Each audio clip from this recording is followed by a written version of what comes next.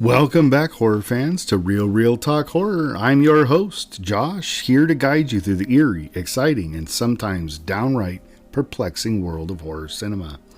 If you've been following along, you know we've been deep diving into the legendary John Carpenter's filmography. Today marks another milestone. It's the final chapter of Phase 5 in our Carpenter film breakdown series. And let me tell you, we've got a curious one on our hands. The decidedly non-horror Memoirs of an Invisible Man, released in 1992. Now, when you hear the name John Carpenter, what comes to mind? Well, for most of us, it's the chilling piano melody of Halloween, or the claustrophobic terror of The Thing, the razor-sharp social commentary in They Live. But Memoirs of an Invisible Man, this one's a bit of an outlier. Here's the deal. This film is divisive, it's not typical Carpenter fare, and even among diehard fans, opinions are all over the place. Ratings only tell part of the story, and trust me, there's a lot to unpack here. So what makes the film worth discussing? Well, for starters, it's a rare departure from his usual horror roots, venturing into the realms of sci-fi and comedy. Yet his fingerprints are still all over it. From the themes of isolation to the atmospheric tension, you can feel Carpenter's touch, just in a way that might leave you scratching your head. Is it a hidden gem or creative misfire? We'll dig into that and more as we dissect this intriguing piece of cinema. But before we dive into the nitty-gritty of the film itself, let's zoom out a bit. Carpenter isn't just a director. He's a bona fide icon in the horror genre. His ability to craft suspenseful, thought-provoking films with minimal resources is nothing short of legendary. With Memoirs of an Invisible Man, he steps outside his comfort zone into big-budget studio territory. It's an experiment, and like all experiments, it comes with its fair share of triumphs and struggles. So the big question is, does Memoirs of an Invisible Man stand tall among Carpenter's classics? Or does it disappear into the background of his otherwise stellar career? Grab your favorite drink, settle in, and let's find out.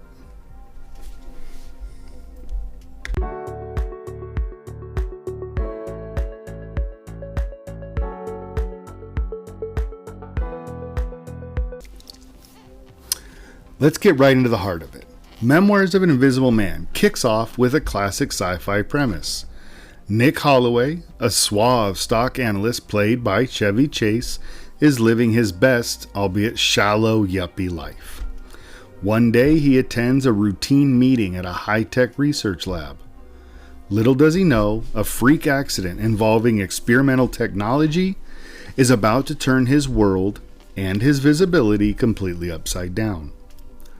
When the dust settles, literally, Nick discovers that he's invisible. And not in the "this is going to be fun" way you might expect from a Chevy Chase movie. No, it's more disorienting, terrifying realization. From there, what could have been a lighthearted romp shifts gears into much darker territory, as Nick becomes the target of a relentless government agent named David Jenkins, played with chilling precision by Sam Neill. Jenkins doesn't just want to capture Nick. He wants to exploit his condition, turning Nick into a weapon for covert operations. What follows is part thriller, part existential crisis, and part romance as Nick tries to outwit Jenkins while grappling with this new reality. So what's the vibe? On the surface, Memoirs of the Invisible Man feels like it's juggling genres: sci-fi, comedy, suspense, a touch of romance. It's an ambitious mix. And while it doesn't always land perfectly, the themes Carpenter weaves in are classic Carpenter. So let's break those down. First up is isolation. Nick's invisibility is a metaphor for how removed he feels from society. Literally unseen, unheard, untouchable. It's not just about physical invisibility. It's about the emotional and psychological toll of being cut off from humanity. And if you're a Carpenter fan, you'll recognize this as a recurring theme in his work. Think of The Thing, where isolation breeds paranoia, or Escape from New York, where the protagonist is similarly an outcast navigating a hostile world. Then there's identity. Who is Nick without his physical presence? How does he define himself when he can't be seen or recognized? The film asks some big questions, though I don't think it always digs as deep as it could. And let's not forget paranoia. Nick is constantly on the run, never knowing who he can trust. That sense of being hunted, a lone individual against a powerful, faceless system, is pure Carpenter. Even if the tone here is lighter, there's an underlying tension that keeps you invested. Now let's talk characters, because this is where things get interesting. Chevy Chase as Nick Holloway is, well, it's a choice. Chase is best known for his comedic chops, and he does bring some of that charm and wit to the role. There are moments where his dry humor works, especially in the earlier, more lighthearted scenes. But as the film takes a darker turn, Chase's usual shtick starts to feel a little out of place. He tries to play vulnerable, but you can sense he's more comfortable cracking jokes than emoting. On the flip side, Sam Neill as David Jenkins is pitch perfect. He's cold, calculating, and just the right amount of menacing. Jenkins is one of those antagonists who doesn't need to scream or wave a gun around to be terrifying. His quiet intensity does all the work. Neill brings a layer of sophistication to the role, making Jenkins the standout character. And then we have Daryl Hannah as Alice Monroe, Nick's love interest. She's charming in her own right, but let's be honest, she really isn't given much to do beyond being Nick's emotional anchor. Their chemistry is passable, but the script doesn't give her character enough depth to feel like more than a plot device. The supporting cast has its moments, but they're often overshadowed by the film's tonal juggling act. One minute you're watching a quirky comedy, and the next you're in the middle of a high-stakes chase scene. It's a tricky balance, and while it keeps things unpredictable, it also makes the character arcs feel uneven. Memoirs of the Invisible Man sets up an intriguing premise. It introduces characters with potential, but its identity crisis as a film holds it back. It wants to be part Carpenter thriller, part Chevy Chase comedy, part sci-fi drama, but blending all those elements cohesively proves to be a tall order. Still, there's something fascinating about watching Carpenter wrestle with a big-budget studio film that's so different from his usual fare. Whether it's a creative misfire or a misunderstood gem, that's up for debate. But we're just getting started. Stick around as we go behind the scenes and uncover the fascinating story of how this film came to life.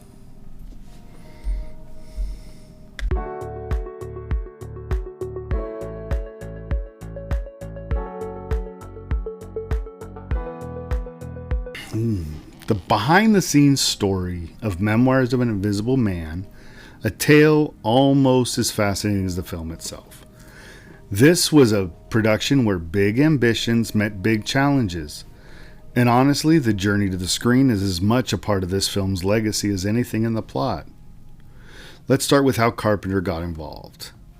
This wasn't originally his project. He wasn't even the first pick to be director. The script had floated around Hollywood for years, attracting then repelling several big names. When Carpenter stepped in, it seemed like an unusual choice. Remember, this is a guy who thrives on tight budgets and complete creative control. But here he's stepping into a big budget studio production. A $40 million gamble. In 1992, that was a lot of money. That's a massive leap from his scrappy horror roots. And you can feel the tension between Carpenter's signature style and the studio's influence throughout the film. He's a director who loves to push boundaries, but here he had to operate within a system that often felt like it was reining him in. It's like asking a painter to work within the lines of a coloring book. It's still art, but it's not fully their art, you know? And then there's the casting of Chevy Chase, which was a bold and controversial choice at the time.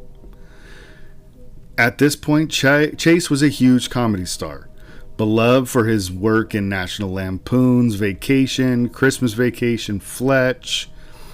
But this role aimed to pivot him toward more dramatic territory. The studio clearly thought, hey, we can bank on Chevy's star power to sell tickets. But Carpenter saw an opportunity to stretch Chase as an actor. The result? Mixed at best. Chase does bring a certain charm and relatability to Nick Holloway, but his comedic instincts often clash with the film's darker undertones. It's like he's playing two different characters depending on the scene. And I can't help but wonder, was Carpenter fully on board with this casting, or was this a studio mandate? Because let's face it, a John Carpenter film starring Kurt Russell or even Jeff Bridges would have been a very different movie. Now let's talk about the real star of the show, and that's the visual effects. For all its tonal inconsistencies, Memoir of an Invisible Man deserves credit for being ahead of its time in the effects department. Carpenter teamed up with Industrial Light and Magic, and boy did they deliver. The invisibility effects, which combined practical and digital techniques, were groundbreaking for this time in the early 90s.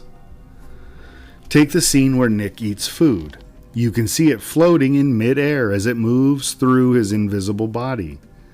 Or the sequence where his silhouette appears in the rain.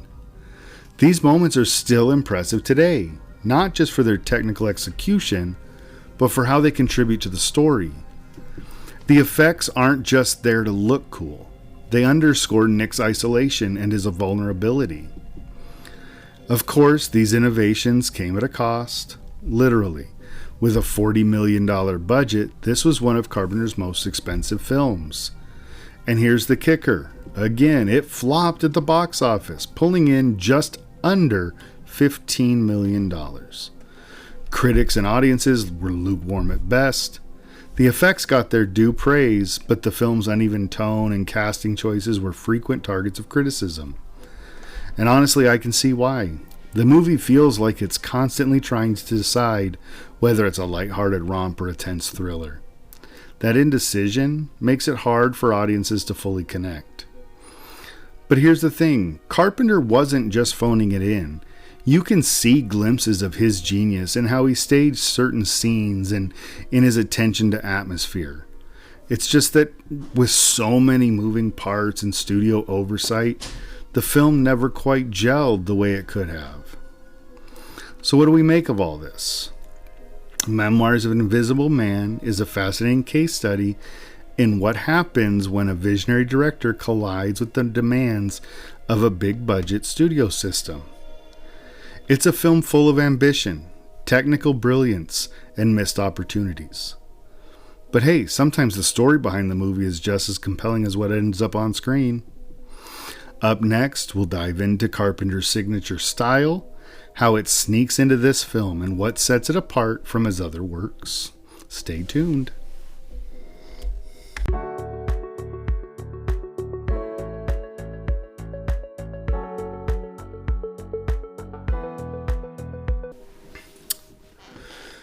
So here's the thing about Memoirs of an Invisible Man. On the surface, it absolutely feels like a departure from John Carpenter's usual wheelhouse. No masked killers lurking in the shadows, no apocalyptic horror scenarios, no ominous synth-driven soundscapes. And yet, when you dig a little deeper, you can absolutely find Carpenter's fingerprints all over the film, if you know where to look. Let's start with his use of space and pacing. Carpenter has always been a master of tension. And while Memoirs leans more into sci-fi than outright horror, you can still see his knack for creating unease. Nick's invisibility is both his greatest weapon and his most isolating vulnerability. Carpenter plays with that duality in some really clever ways. For instance, the scenes where Nick is hiding in plain sight. Carpenter uses negative space, the empty chair, the slightly ajar door, the untouched glass of water, to keep you on edge. You're constantly scanning the frame, wondering, is he here? Are we missing something? It's subtle, but it's classic Carpenter move, letting us in the audience use our imaginations to fill in the blanks, building tension without needing to spell out everything. Then there's the pacing. Carpenter is known for his deliberate slow burn approach to storytelling. And while Memoirs has more moments of levity and action than Halloween or The Fog, it still takes its time to establish mood and stakes. There's a real sense of paranoia that builds as Nick realizes just how dire his situation is. Carpenter leans into that with moments of stillness, scenes where nothing is happening on the surface, but the atmosphere is thick with dread. And now let's talk about the soundtrack, or more accurately, the lack of a Carpenter-composed soundtrack. And I'll be honest, this is where the film really misses the mark for me. Carpenter's music is as iconic as his visual style. That synth-heavy vibe, it's practically a character in his films. Think about those pulsating beats in Halloween or the eerie otherworld tones in The Thing. Here we don't get any of that. The score for Memoirs was composed by Shirley Walker, and while it's competent, it does its job, but it doesn't elevate the film in the way that Carpenter's scores usually do. There's no memorable theme, no driving rhythm that sticks with you, and that's a shame because music is such a huge part of how Carpenter builds tension and atmosphere. Without it, the film feels less Carpenter. Visually, though, the film does have its moments. Carpenter's use of light and shadow, one of his trademarks, is put to good use here. Nick's invisibility presents a unique challenge. How do you make a character visually compelling when he's not visible? Carpenter rises to the occasion with some creative solutions. For example, there's a scene where Nick's presence is revealed through rain outlining his form, or another where he's partially visible thanks to smoke or reflective surfaces. These moments aren't just cool visual effects, they're storytelling tools. They emphasize Nick's vulnerability and isolation and remind us that even when he's invisible, he's not invincible. But, and here's where I think the film falls short, it lacks the iconic, haunting compositions we've come to expect from Carpenter. Think about the stark, wide-angle shots where every shadow feels like it's hiding something, or the claustrophobic framing that makes you feel trapped with the characters. Memoirs of the Invisible Man has a more polished, studio-driven aesthetic. It's visually slick, but it doesn't have that raw, visceral quality that makes Carpenter's best work so memorable. Still, there's a meticulousness to the visual storytelling that reminds you who's behind the camera. Carpenter might not have had free rein here, but you can tell he's still making deliberate choices. Whether it's in the way he frames a shot, paces a scene, or uses the environment to reflect Nick's emotional state. So is this peak Carpenter? No, not by a long shot. But even in a film that feels less Carpenter, his style shines through in moments. It's like hearing a familiar melody buried under a different arrangement. You might have to listen closely, but it's still there. And that's what makes Memoirs of an Invisible Man such an interesting outlier in his filmography. It's by no means his strongest work, but it's still undeniably a Carpenter film. Up next, we'll talk a bit about the film's legacy, or lack thereof, and how it fits into Carpenter's larger body of work.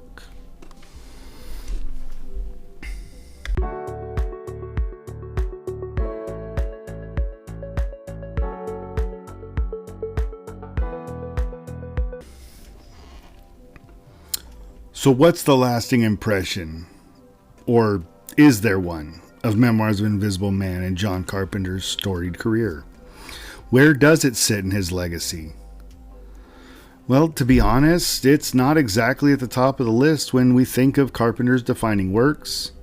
It's far from The Thing, it's far from In the Mouth of Madness, It's far from those movies that cemented his reputation as a master of atmosphere and tension. But that doesn't mean it's without merit. It is probably one of his lesser films in my opinion. This film represents something unique though. It's a detour in his career. It was a chance to see what happens when a filmmaker so tightly associated with horror steps outside his comfort zone. In this case, it's a blend of sci-fi and comedy with some thriller elements. It's also a fascinating experiment in what happens when Carpenter works within a larger studio system. Bigger stars, bigger budget. Things he often avoided in his best-known films. And one of the standout elements of this movie is the groundbreaking visual effects. Memoirs doesn't get brought up in casual conversations about great sci-fi, but it does deserve credit for its contribution to the evolution of visual storytelling. The effects, as I mentioned, handled by Industrial Light and Magic, were ahead of their time. The way they visualized invisibility through displaced objects, ripples in rain, and shadows laid the groundwork for later films that played with similar concepts, like Hollow Man and The Invisible Man, the reboot that came out in 2020. For Carpenter enthusiasts, these effects stand out as rare instances where his meticulous attention to detail met cutting-edge technology, and though it wasn't quite enough to elevate the entire film, it was still wonderfully done. But let's be real, Memoirs hasn't exactly gained any cult following, which is unusual for a Carpenter movie. Every film we've talked about so far, from The Thing to Big Trouble in Little China to his 90s movies, even Village of the Damned, have gone on to become some kind of beloved cult classic to some group. This one, not so much. The tone is uneven, the performances are divisive, and it doesn't feel as quintessentially Carpenter as his other works. It's almost as if fans don't quite know where to place it in his filmography. Yet, for those willing to dig deeper, there are still pieces of Carpenter's brilliance scattered throughout. The themes, isolation and paranoia, staples of his horror films, are still here, even if they are cloaked in a lighter, more mainstream package. And the idea of an everyman thrust into extraordinary circumstances, that's about as Carpenter as it gets. Ultimately, though, Memoirs of the Invisible Man stands more as a curiosity in Carpenter's body of work. A what-if moment, where he stepped away from his usual low-budget, independent projects to work within the studio system. It's not celebrated like his horror classics. It holds an interesting place in his career for what it tried to accomplish, even if it didn't actually succeed. And hey, not every film can be a masterpiece. Sometimes it's the imperfect ones that tell us the most about a director's journey. Memoirs of an Invisible Man shows us Carpenter grappling with new challenges, experimenting with tone and working with bigger resources. It might not have changed the game, but it remains an intriguing, if flawed, chapter in his career. So, Memoirs, is it a hidden gem, or just a stepping stone in his filmography? Maybe a little of both. Either way, it's worth a watch for anyone looking to fully understand the spectrum of what Carpenter could do, and what he was up against in the Hollywood system.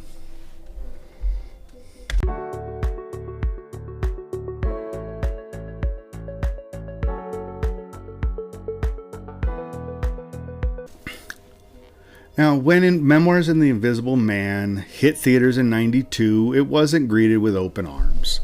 Critics were quick to point out its flaws, uneven tone, somewhat disjointed story, and a lack of emotional depth.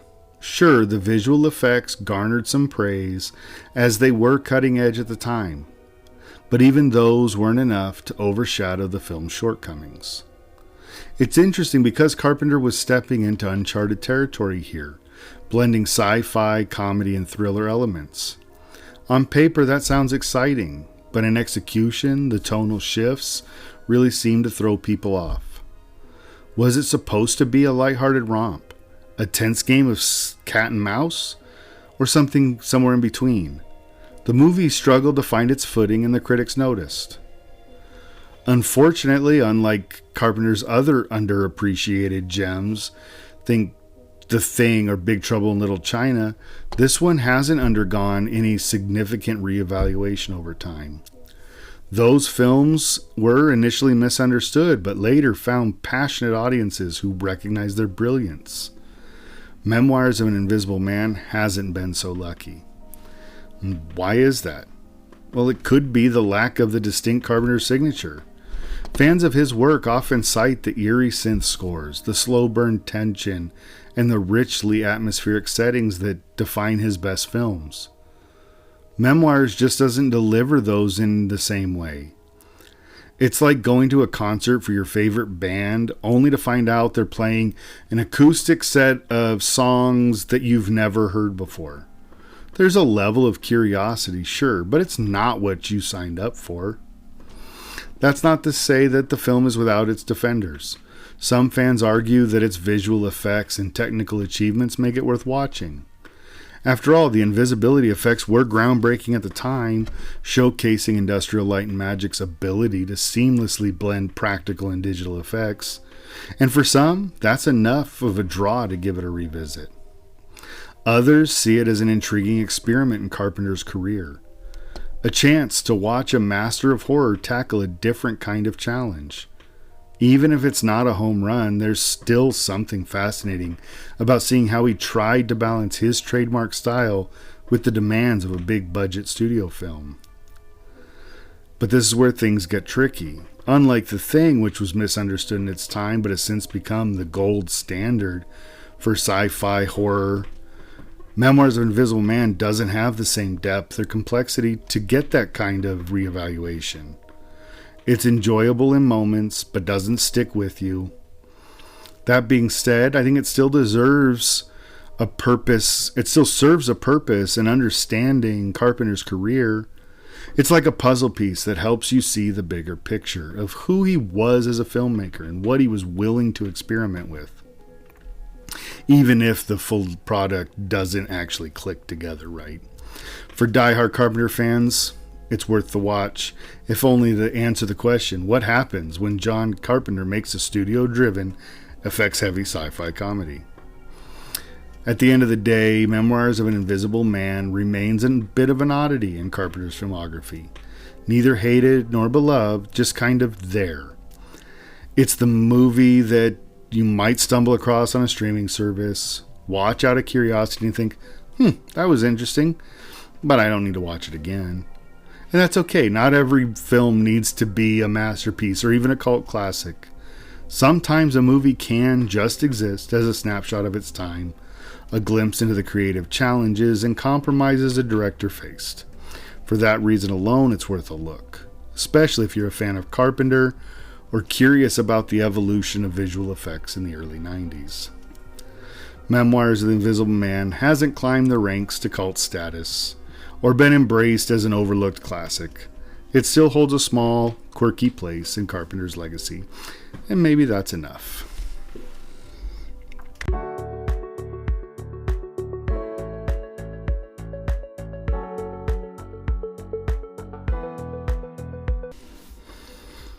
So what's the final verdict on Memoirs of an Invisible Man? Well, it's one of those films that falls into the interesting misfire category. It's ambitious. Carpenter clearly stepped out of his comfort zone to deliver something different, but ambition alone doesn't guarantee success. What we have here is a film that struggles to find its identity. We can't tell if it's a comedy, a thriller, or a sci-fi drama. The movie tries to be all three, and in doing so, never succeeds at any one of them. Still, there are glimmers of Carpenter's brilliance scattered throughout, whether it's the clever visual effects, the occasional moments of tension, or the flashes of his trademark meticulousness in how scenes are crafted. For me, though, it lands at a 4 out of 10. It's not Carpenter's best, not by a long shot. But it's also not entirely without merit. The effects are genuinely impressive, especially for the early 90s. And it's fascinating to see Carpenter working within the confines of a studio system. If you're a diehard Carpenter fan, it's worth watching, just to see this unusual chapter in his career. Now let's talk about what's next. Memoirs might not have been essential viewing, but our next film, that's going to spark some debate. We are going to dive into Vampires, a movie that's become one of Carpenter's most contentious works. Love it or hate it, it's a film that demands attention, and I can't wait to break it down with you as we kick off the last phase, phase 6 of our Carpenter film breakdown. Before we wrap up, though, let me say this. If you're enjoying the podcast, the best way to support us is rating and reviewing it. Your feedback helps us reach more listeners who are just as passionate about horror and cinema as you are. And don't forget to follow us on Instagram and Threads at RealRealTalk. That's where I share updates, sneak peeks, and bonus content you won't want to miss. Thank you so much for tuning in, and I'll see you next time for more Real Talk horror. And remember, stay creepy and keep the lights on.